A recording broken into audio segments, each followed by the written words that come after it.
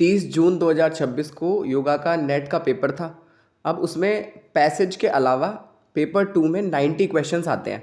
उन 90 में से मेरे को लगभग 70 के आसपास याद आ गए, तो उन 70 को तो अपन डिस्कस अभी कर लेंगे। फिर जब आंसर की आएगी तो दोबारा से एक बार सारे क्वेश्चंस को ऑप्शंस के साथ में फिर से देखेंगे। तो पहला क्वेश्चन है, श्रीमद् भगवद गीता के अनुसार स्मृति भ्रम किसका परिणाम है? अब ये दोनों श्लोक बहुत इंपॉर्टेंट हैं और बहुत फेवरेट है एग्जामिनर के। 2.62 एंड 2.63।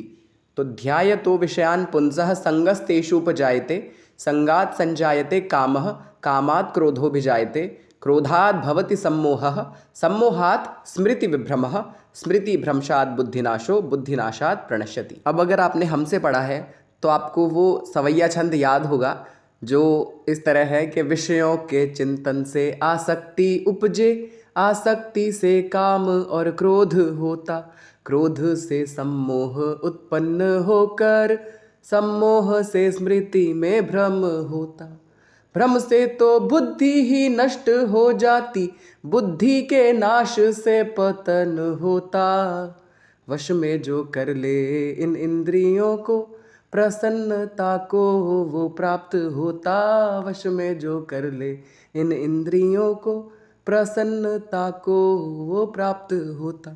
इसका अर्थ है विषयों के चिंतन से आसक्ति उत्पन्न होती है, आसक्ति से काम, काम से क्रोध, क्रोध से सम्मोह, सम्मोह से स्मृति भ्रम, स्मृति भ्रम से बुद्धिनाश, बुद्धिनाश से पतन हो जाता है। पर जो योगी अपनी इंद्रियों को वश में रखता है वह प्रसन्नता को प्राप्त करता है।